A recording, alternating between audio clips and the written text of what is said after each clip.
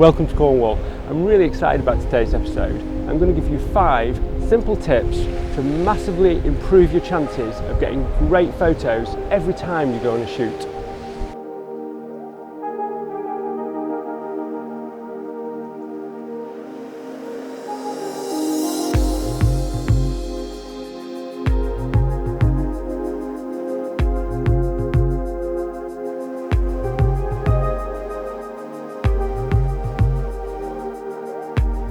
Morning, and great to see you all again. So as you can see, I'm in the amazing Cornwall. If you've been watching Instagram, you've seen some of the photos that I post on here. It's such a beautiful place and probably one of my favourite places in the UK.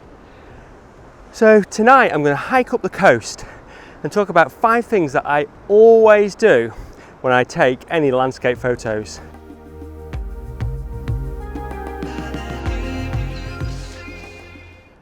So there are 5 things that I always do whenever I go and shoot, and I tend to stick to them. The 5 things that have always stood me in good stead to get great shots, and by being consistent on my shoots, I find that I've got more chance of getting a great shot.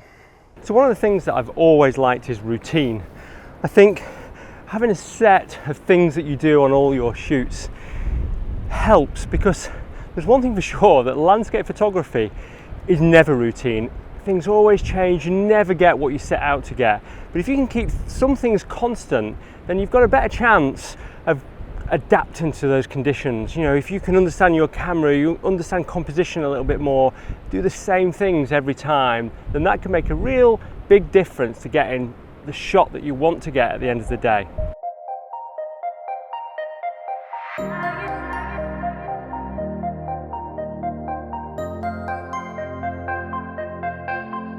So the first thing, and the thing that I probably mention the most on my workshops, and it's something that I often struggle with as well because you're so keen to get your camera out, is don't get your camera out. So it's really, really important to leave your camera in your bag when you get to a location and spend at least 30 minutes looking around and trying to find a composition. And that's one of the reasons that it's great if you can scout the location beforehand, and this location here is somewhere that I know I can come back to. So if I don't get something brilliant tonight, then I know I can come back to it. So a part of that's going to be scouting, but if I don't come back, I'm still going to spend at least 30 minutes trying to find that composition before I even get my camera out.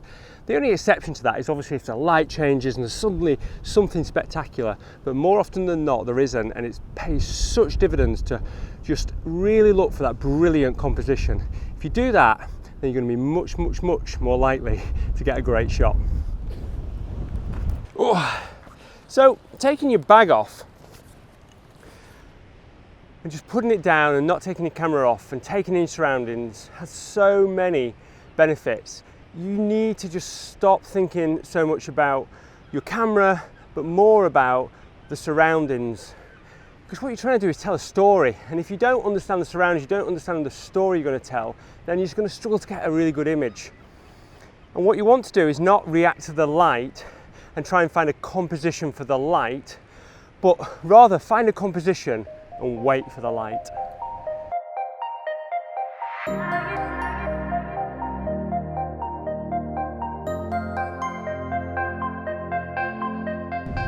So the second thing, and if you've watched my channel for a long time, then you'll probably know how much I use my phone, and I think it's so important. The reason I use my phone is that I just find it easier than looking through a viewfinder. I feel that when I'm holding it up, I've got the best screen available. The 24mm that a phone is perfect angle. You know, it's somewhere between super wide and about 35mm, so it's just ideal for getting a good idea of what a good landscape shot might be. So I really like my phone a lot because it allows me to have an amazing screen, look at something in 2D and not worry about camera settings. Eventually I put this down and get my camera out and hand hold it before I get my tripod out, but this just allows me to narrow down that composition opportunities just a little bit so that I end up nailing something and getting something that I'm happy with when I walk away.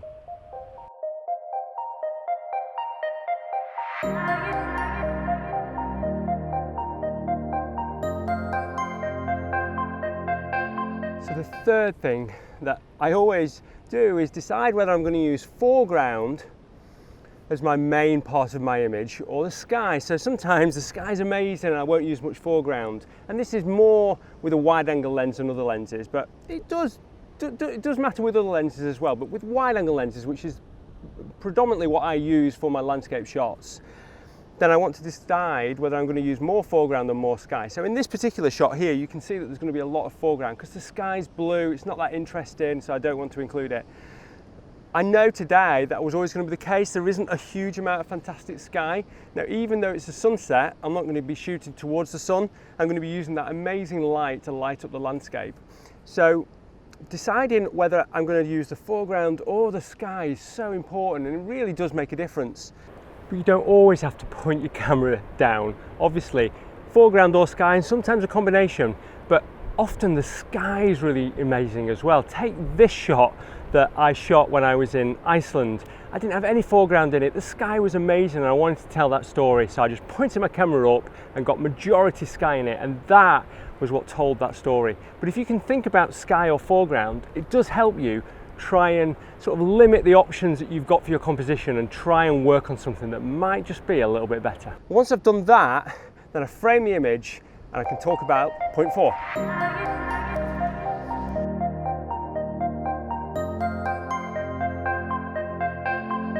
So the fourth top tip is to make sure that you look for diagonals or repeating patterns. Now there's loads more things that you can do in composition. You can check my composition video here to see those, but they're the two things that I look for most often in a scene.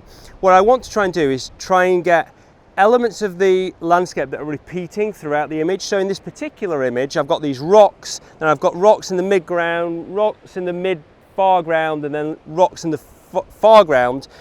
And so you get a sense of being drawn through the image from the foreground, and that repeating pattern really helps. And then the other thing is diagonals. So those diagonals may not be really straight lines that you find, but just like rocks that just tend to lead the viewer into the image. So again, in this image, we've got this diagonal on the left-hand side that's leading the image in from the bottom of the frame. And that's always useful. Diagonals from the bottom of the frame leading you up into the image make a really big difference. And this is just such a great example of that. It's not that obvious, but it's a real strong diagonal. And then we've got more diagonals as we go through the image, and this sort of curve here, but you can split it up into two really strong diagonals that make fantastic composition. Wow, this is so amazing. The light is absolutely stunning.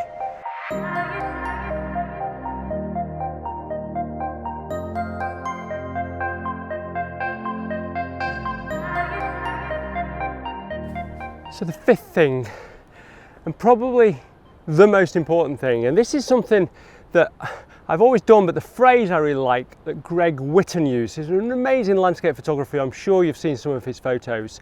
Get the data and worry about it later. So take lots of shots of one composition, take it at different focal lengths, focus on different spots in the image, do it at different exposures so you can exposure stack later. You just don't want to overexpose, underexpose, miss focus or anything. Just use your digital camera to its best and get the best images you can, but don't go away not getting that data. So just take data after data after data. Eventually you'll take less and less and less as you get better, but I still take loads and loads of shots, and by doing that I also learn a lot as well. Okay, as you can see, the light's amazing, so I'm going to carry on taking some shots.